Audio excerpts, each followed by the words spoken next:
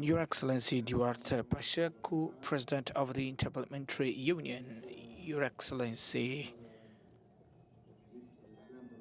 the Vice President of the Republic of Angola, Honorable Carolina Cerqueira, the Speaker of the National Assembly of Angola, Honorable Speakers representing IPU Parliament, distinguished Secretary General of the Inter-Parliamentary Union, Honorable MPs, distinguished guests, ladies and gentlemen. First of all, I would like to express my personal satisfaction and the joy of all Angolans for the fact of this 147th IPU Assembly taking place in Luanda, the capital of the Republic of Angola, a country that has honor and privilege to host all delegates and participants to this important event of the international parliamentary diplomacy, to whom I mostly would like to welcome. Angola is a country of peace and reconciliation, which is now in the way towards development with a huge cultural fabric, natural beauties, and open to modernity, and engaged in diversifying its economy. We are investing in a national strategy for sustainable and inclusive development in order to erect a society that values and leverages its human capital, engaged in building a national infrastructure network that will accelerate regional integration with the view to boosting the free trade zone, quick movement of goods, and create a favorable business environment and an ecosystem that is resilient and sustainable. We are hosting this event as a means of contributing to resolving the global problems of peace, social justice, and promotion of exchanges among peoples and nations. The Inter-Parliamentary Union constitutes an important mechanism of intervention and advocacy on main issues of global interest through the exercise of parliamentary advocacy at the UN and member state levels. Its secular memory has made it as a reference in promoting democratic institutions, global security, defense of human rights and gender equality, sustainable development, environment conservation, and youth empowerment. As a permanent member of the UN system, it's a recognition of its mission and contribution towards stability, fraternity, and solidarity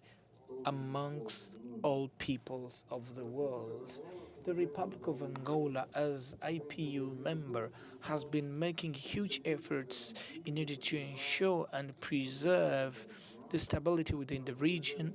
to promote the well-being of people and sustainable development based on equity and social justice.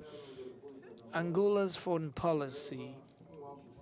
reserves a huge space for intervention for parliamentary diplomacy. The National Assembly is the main guarantor of consolidation of our state of democracy and rule of law in promoting citizens' rights and liberties, and by adopting economic development and social inclusion policies at the local level, whereby the voices of women, youngsters, and minorities represent the wealth of the national culture. We do consider that the hosting of this 147th IPU Assembly in Angola is a tribute to the dynamism of the Angolan parliamentary diplomacy at international organization and the Inter-Parliamentary Union, whose merit is given to the distinguished members of the Parliament of the Republic of Angola,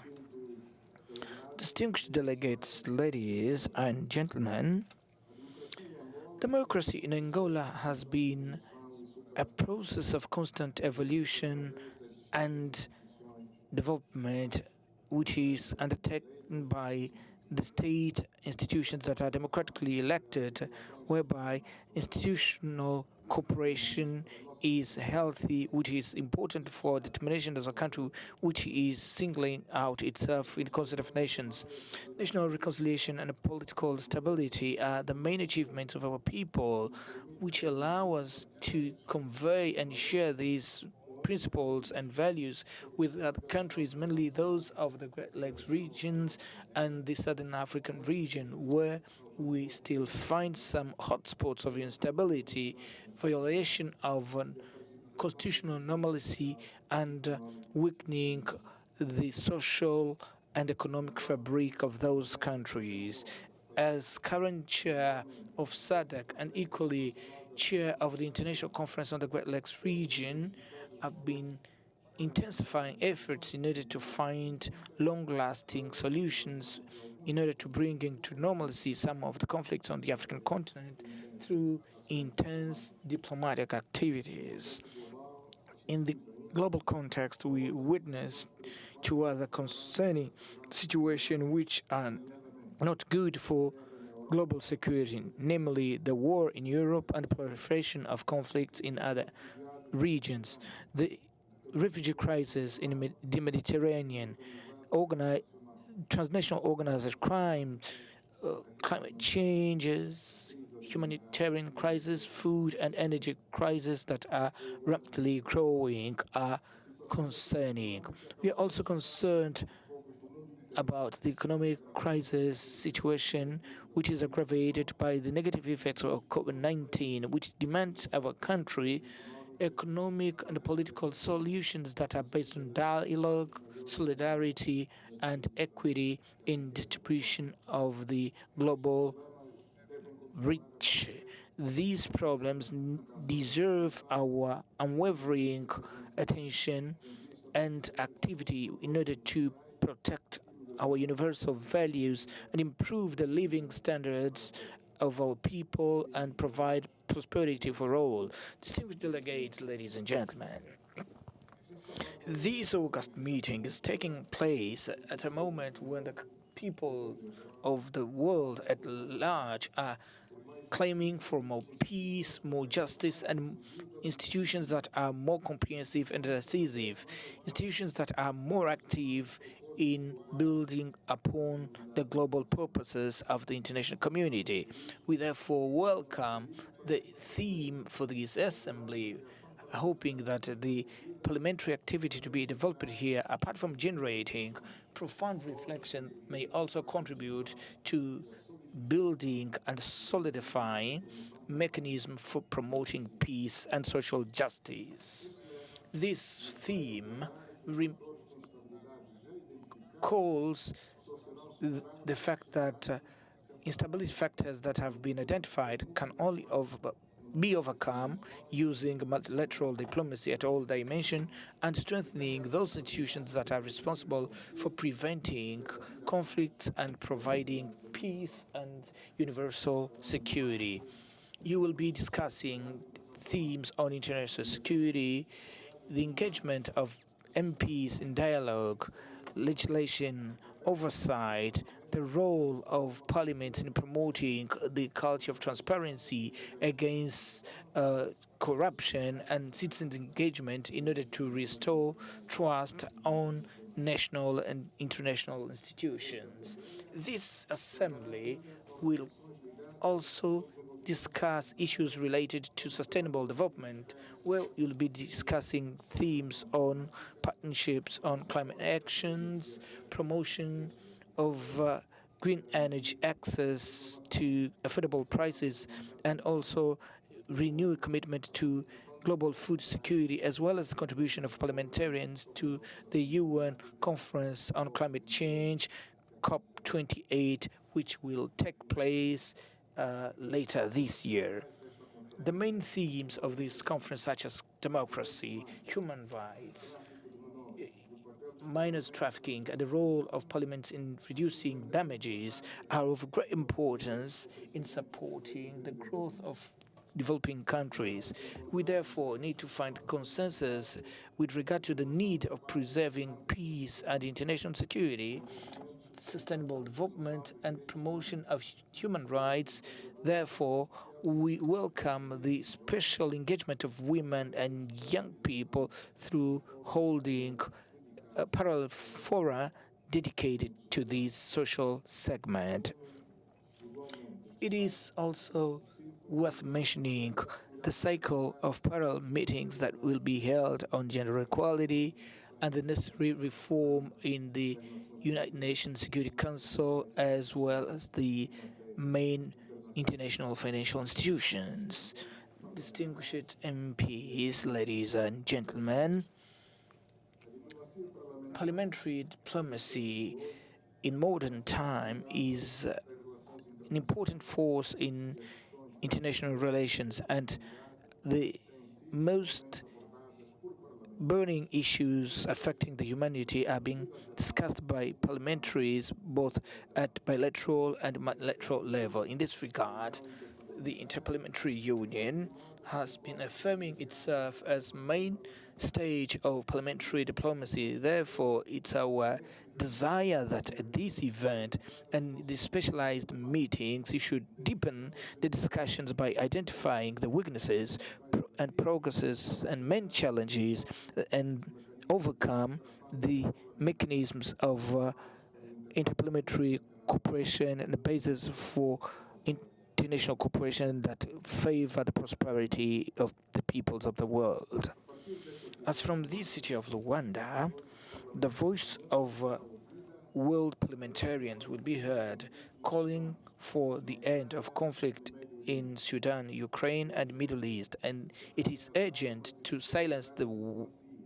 arms and give place to democracy in order to save lives of civilians, children, women, and elderly, as well as to prevent humanitarian catastrophe from those conflicts. In the concrete case of the Israel-Palestine conflict, world leaders have been conducting diplomatic efforts so that humanitarian law can be upheld, so that hospitals can be saved, and refugee camps, residence areas can be saved, and to the population, the fundamental rights are not deprived even in a war situation, with access to water, food, and medical assistance. Even that this immediate goal is achieved to alleviate the suffering and pain of the Israeli and Palestinian people, there will be need to seek for the profound causes of this conflict that last for more than 75 years, that have left millions of Palestinians without land, without homeland, without possibility of returning to the land that belongs to them.